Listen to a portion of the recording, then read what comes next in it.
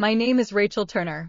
I'm 30 years old, and 3 years ago I left my hometown to pursue my master's degree and start building a career I was proud of. Back then, I thought moving away was the beginning of a bigger life. What I didn't expect was how complicated it would feel to come back. Before I left, I was in a long-term relationship with someone I genuinely cared about. We were together for 2.5 years, and for a long time I believed we might eventually find our way back to each other. Even after the breakup, I held on to the idea that we were still on good terms, that the connection we had meant something lasting. When I received a job offer in my hometown, I saw it as a chance to start over. I didn't have an apartment yet, my lease had already ended, and everything felt rushed. In my mind, asking to stay with my ex for a short time didn't seem unreasonable. I thought familiarity meant trust, and that history meant there was still a level of understanding between us. Looking back now, I realize that not everyone sees the past the same way. What I saw as a temporary solution, he saw as crossing a line. What I believed was reaching out to someone who once cared about me became the beginning of a conflict I never expected. Right or wrong, that moment forced me to confront a hard truth. Sometimes the people we once felt closest to are the very ones who draw the clearest boundaries when our lives move in different directions. My ex texted, "I'm moving back to town and need a place to stay. Can I crash with you for a few weeks?" I replied, "That's not going to work." And she showed up anyway with her bag, saying my sister had given her a key. When I changed the locks and told my sister she was no longer welcome either. Original post. I, 31 male, got a text that made me put down my coffee and reread it 3 times to make sure I wasn't hallucinating. My ex, "Hey, big news. Got a job offer back home, and I'm moving back. Need a place to crash while I look for an apartment. Just a couple weeks. You're still at the same place, right? We dated for 2.5 years. Broke up 3 years ago when she moved for grad school. Stayed cordial but distant. Holiday text exchanges, maybe a comment on social media once or twice a year. That level of friendly. Me, congrats on the job. Can't help with the housing, though. Try extended stay or something." Her, "Come on. Seriously, we're adults. It's not weird, just temporary." Me, "Not going to work. Good luck with the move." Her, "Wow. Okay. Didn't realize you were still hung up on the breakup. It's been 3 years. Me, not hung up. Just not interested in having a roommate, especially an ex." Her, "Whatever. Guess I'll figure it out myself." Cool. Problem solved. Or so I thought. Few days later, I got home from work to find my front door unlocked. My immediate thought was burglary. Pushed it open carefully. Phone ready to dial 911. Walked to find my ex sitting on my couch eating takeout from my favorite Chinese place. 3 massive suitcases lined up against the wall. Moving boxes stacked in a corner. Surprise. I brought General. Got extra. For you. My brain couldn't process what I was seeing. "What the hell are you doing in my house? Your sister let me in. She gave me your spare key, said you were being stubborn and would get over it once I was here. Isn't she the best?" My sister, who'd been living with me rent-free for 8 months while she found herself and worked on her art, who had a key for emergencies? She gave you a key to my house? Yeah, she said you were just being dramatic in the text and that you don't actually mean no when you say no. You just need to warm up to ideas. I call my sister immediately. She answered, sounding way too cheerful. "Oh, good." She made it. "See, I knew you'd be fine with it. You gave her a key to my house. You were being ridiculous. She's not a stranger. You dated for years. Plus, she needed help and you were being selfish." I said no. You say no to everything at first. Remember when I wanted to stay with you? You said no. Then too. But then you let me in. It's been great. That's completely different. And you asked. You didn't just show up. Because I'm your sister, but she's basically family too. You were together. Forever. Stop being weird about it. Get over here and get your key back now. Can't. I'm out with friends. Besides, I gave it to her, so technically it's hers. Now. I hung up and turned to my ex, who was still casually eating Chinese food on my couch like this was totally normal. You need to leave. What? I already broke my lease. My stuff is being shipped here. I start work Monday. Not my problem. You assumed you could stay here after I explicitly said no. But your sister said my sister doesn't own this house. I do. She had no right to give you anything. Her face shifted from confused angry. Are you seriously going to make me homeless? What kind of person does that? The kind who said no and meant it. Hotels exist. Airbnb exists. Figure it out. Do you know how expensive short-term housing is? I already spent everything on moving costs.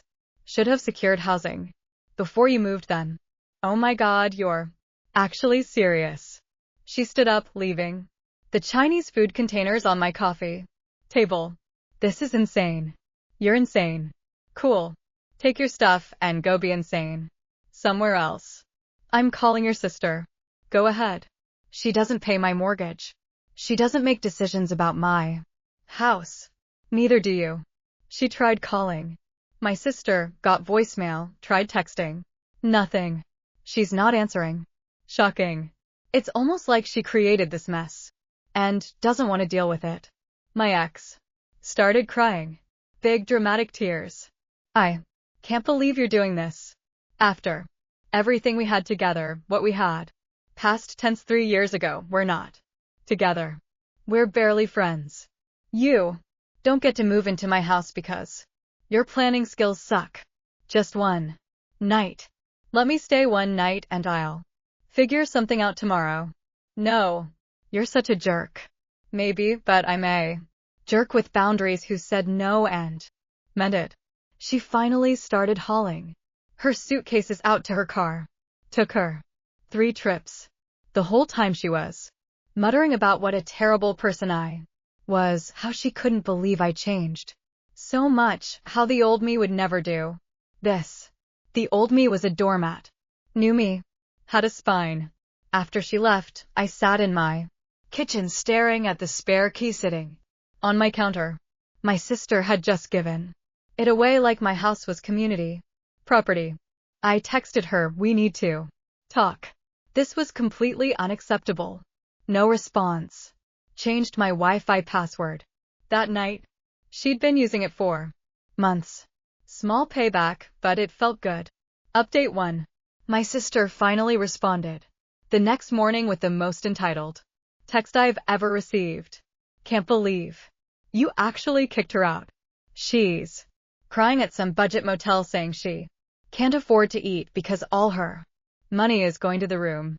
You know, she's not making it up. She always had money problems. This is on you. This is on her for showing up uninvited. And on you for giving away my key. I was helping someone. What's wrong with you? You violated my trust and my home. Big difference between helping and overriding my explicit no. Mom wants to talk to you. Of course she did. Mom called within minutes. Your sister is very upset. What's this about you throwing your ex-girlfriend out in the cold? She wasn't in the cold. She broke into my house. She didn't break in. Your sister gave her a key without my permission. After I said no. Well, maybe. You shouldn't have said no. That girl was part of this family for years. You can't just abandon people when they need help. She's not part of this family. We broke up 3 years ago. And I can absolutely say who does and doesn't live in my house. You have a whole guest room sitting empty. It would cost you nothing to let her stay. It would cost me my peace of mind and my boundaries. That's not nothing. You're being selfish. We raised you better than this. You raised Me to let people walk all over me. Interesting parenting strategy. Don't you dare take that tone with me. You will apologize to your sister and you will help that poor girl. No. On both counts. Sister crossed a major line. She's not welcome here anymore. Silence. Then you can't ban your own sister from your house. Watch me. She gave away access to my home without permission. That's a deal breaker. You're being ridiculous. She made a mistake. A mistake is forgetting to lock the door. This was a choice. A deliberate decision. To override my no because she thought she knew better.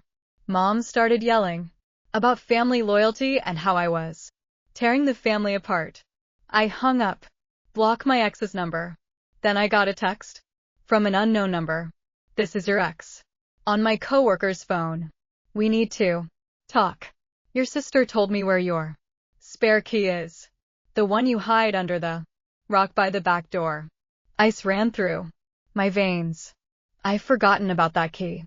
I'd hidden it there 2 years ago and completely forgot about it. Ran outside. The rock was moved. The key was gone. I called a locksmith immediately. Emergency weekend service. $250. Worth every penny. While I waited for the locksmith, my sister showed up. Banged on the door. Open up. We need to talk about this. I opened the door but kept the chain lock on. How do you know? About the spare key? What? The one under the rock. You told her about it. Oh, that? Yeah, I saw you put there last year. What? She took it. She has a key to my house again. Sister shrugged. Good. Maybe she can stay there while you're at work and you don't even have to see her. My jaw actually dropped. You think that the solution? Her sneaking into my house when I'm not here. You're making this way bigger than it needs to be. Just let her stay for a few weeks. No. And you're still not welcome here. Leave. You can't ban me. I'm your sister. Just did. Goodbye. I closed the door. She banged on it for another 5 minutes before leaving. Locksmith arrived, changed all the locks. Front door, back door, garage door opener, $350. Total with a weekend rate. That night, I got an email from my ex long rambling about how she never thought I'd become so cold and heartless. How the person she dated would never treat someone like this. How she was struggling and I was making it worse on purpose. How my sister was the only decent person in my family. Didn't respond. Marked it as spam. Then my phone started ringing. My dad, your mother is livid. What's going on? I explained everything. The unwanted house guest. The key situation. My sister's role in all of it. He was quiet for a long time. That's pretty bad. Which part? All of it. Your sister. Way overstepped. But you're really not letting her come over anymore. She proved I can't trust her with access to my house. So no, she's not coming over. Your mother's going to lose it. That's her choice. I'm not backing down. Didn't think you would. You get that stubbornness from me. You actually sounded proud. Want my advice? Sure. Stand your ground. Your sister's been coddled her whole life. About time someone held her accountable. Just be ready for the fallout. Already dealing with it. It's going to get worse before it gets better. He wasn't wrong. Update 2. The fallout started Monday morning. I got a call from my boss. Hey, got a weird call from someone claiming to be your landlord. Said there's some kind of dispute about the property. My stomach dropped. I don't have a landlord. I own my house. That's what I figured. Just wanted to check. The person was asking about your employment status and salary. Wouldn't say why. I told them I couldn't discuss employee information. Did they give a name? No, just said they were verifying information for a housing dispute. Female voice. After we hung up, I sat at my desk trying to figure out what was happening. Someone was calling my work pretending to be my landlord. Why would Oh no. I called my mortgage company. Has anyone called recently asking about my account? Let me check. Yes, actually. Yesterday afternoon, someone claiming to be your spouse asked about making a payment. We told them they needed account authorization to discuss details. I'm not married. I don't have a spouse. Can you flag my account for fraud attempts? Absolutely. We'll add security notes. Then I called my homeowner's insurance.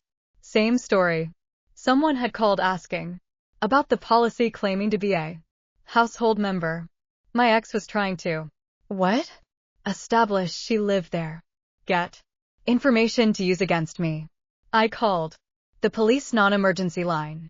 Explained the situation.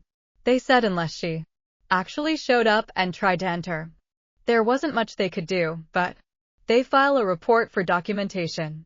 That night, my sister sent a text from a different number. This is getting out of hand. Ex is freaking out. She's saying, you're ruining her life. Just let her stay there for a few weeks. Is that so hard? Don't contact me from new numbers. This is harassment. I'm trying to fix this. You created this. The fix is leaving me alone. Mom says you need to get over yourself. Mom doesn't pay my mortgage. The mortgage they helped you with a gift 3 years ago doesn't give them ownership rights. Done with this conversation. I blocked that number too. Wednesday, I came home to find notice on my door from code enforcement. Anonymous. Complaint about illegal occupancy and unpermitted rental activity. What the hell? Called code enforcement. They said someone reported I was running an illegal short-term rental without a permit. They need to schedule an inspection. I'm not running any kind of rental. I live here alone. We still need to verify its policy when we receive complaints. I scheduled it for that weekend. Took time to document everything. My mortgage statements, my deed, my utility bills, everything. Proving I live there alone and own the property. The inspector came, looked around, saw was clearly just my residence. Marked the complaint as unfounded. Any idea who might have called this in? I asked. Anonymous. Complaints are common in neighbor disputes. Could be anyone. It's not a neighbor dispute. It's my ex-girlfriend and my sister harassing me. He gave me a sympathetic look. Might want a lawyer up if it continues. This kind of thing can escalate. That was Friday. Saturday morning, the real nuclear option hit. My parents showed up, both of them with my sister and my ex. I watched through the doorbell camera as they approached. Didn't open the door. We know you're home. We need to talk. Mom shouting. I use a speaker. No. Open this door right now. No, you're trespassing. This is family business. The family member in question is banned. The ex-girlfriend is not welcome. Leave. My ex stepped up to the camera. Please. I'm sorry about everything. I just need a place to stay for a little while. I'll pay rent. No. I'm desperate. I'm living in my car. That was a lie. My sister had posted Instagram stories from a coffee shop earlier. Tag with my ex. Both of them looking perfectly fine. Not my problem. Dad spoke up. Son, just open the door. Let's talk like adults. I'm being an adult. Adults respect boundaries. Adults don't show up at houses after being told. No. Your mother wants to see you. She can see me when she's not trying to force me to house someone against my will. Mom started crying. Big dramatic sobs. My own son won't even talk to me. You're using tears to manipulate me. It's not working. My sister, you've turned into such a jerk. The old you would never The old me was a pushover who let people walk all over him. Yeah, I've changed. Deal with it. They stayed there for 20 minutes, yelling, pleading, crying, threatening. I didn't open the door. Finally, Dad convinced them to leave, but as they were walking away, I heard my sister say to my ex, "Don't worry, I have a plan." That was ominous. Sunday morning, I woke up to my phone exploding. Texts from aunts, uncles, cousins I hadn't talked to in years, all saying basically the same thing. Can't believe what you did to your ex, and your sister is devastated and family should help family. My sister had posted on social media a long sob story about how I become cruel and heartless, how I kicked a homeless woman out onto the streets, how I banned my own sister from my life for trying to do a good deed, how our parents were heartbroken. The post had 200 shares, comments full of people calling me every name in the book. I could have posted my side, could have explained the full story. Instead, I screenshot everything, every text, where I said no, every instance of them, ignoring my boundaries, the code, enforcement harassment, the calls to my work, and I took it to a lawyer. Monday morning, I had a consultation. The lawyer looked at everything and nodded. This is harassment, possibly trespassing. The false reports could be criminal. Want to send a cease and desist to all of them? We could do a joint letter to your ex and sister, your parents too. If you want, do it. He drafted it that day. Formal legal letterhead outlined every instance of harassment, boundary violation, and false reporting. Stated that any further contact would result in legal action, including restraining orders and civil suits. Cost me $400. Worth every cent. The letters went out certified mail Tuesday. By Wednesday afternoon, my phone had gone completely silent. Thursday, my dad called from a number I didn't have blocked. We got the letter. Good. Was that necessary? Yes. They wouldn't stop. Your mother is beside herself. She'll get over it. Your sister is talking about moving out of state. Cool. You really don't care? I care about my boundaries being respected. Since that wasn't happening, I escalated. They could be mad all they want. They're the ones who kept pushing. After being told no, he sighed. For what it's worth, I think your sister needed this wake-up call. She's been entitled for too long. Your mother babied her. This might actually help her grow up. Or she'll just find new people to manipulate. Probably, but that's not your problem anymore. We talked for a bit longer. He was the only one who seemed to get it. Everyone else was stuck on but family and couldn't see past that to the actual issue. Final update. It's been 6 weeks since the cease and desist letters. Time for the final wrap-up. My ex found an apartment. Heard through mutual friends she's living with 2 roommates and hating it because they're messy and don't respect her space. The irony is delicious. She tried contacting me once more through a mutual friend. Asked if I'd be willing to talk, maybe get coffee, clear the air. I told a friend no. And if she keeps asking people to reach out for her, that's violating the cease and desist. Haven't heard anything since. My sister did move, not out of state like she threatened, but to the next city. Over living with a boyfriend I'd never heard it before. Based on mom's stress. Phone calls to dad that he tells me about, it's not going well. Apparently, the boyfriend is controlling and won't let her do whatever she wants. Also, known as having boundaries, but sure. She sent me a friend request on social media last week. Didn't accept it. Didn't decline it either. Just left it in limbo. Mom is still mad at me. We're not talking. Dad says she'll come around eventually, but honestly, I'm fine if she doesn't. She made it clear where her loyalties lie, and it's not with respecting my autonomy. Dad and I talk Every couple weeks. It keeps me updated on the family drama. Apparently, my sister told everyone I threatened to sue her, which isn't true. The letter just said continued harassment would result in legal action, but she's spinning it as me being cruel and litigious. Some relatives believe her version, others have asked for my side. I send them the screenshot collection and let them draw their own conclusions. About half come around. The other half think I should have just been nice and helped out. Can't please everyone. The house feels like mine again. Changed some furniture around. Painted the guest room and turned it into a proper home office. No more spare room for whoever needs it. Energy. Got a security system upgrade. Cameras on every entrance. Motion sensors. Alerts sent straight to my phone. Probably overkill, but after all this, I'm not taking chances. Someone asked me last week if I regretted how hard I went with the boundaries.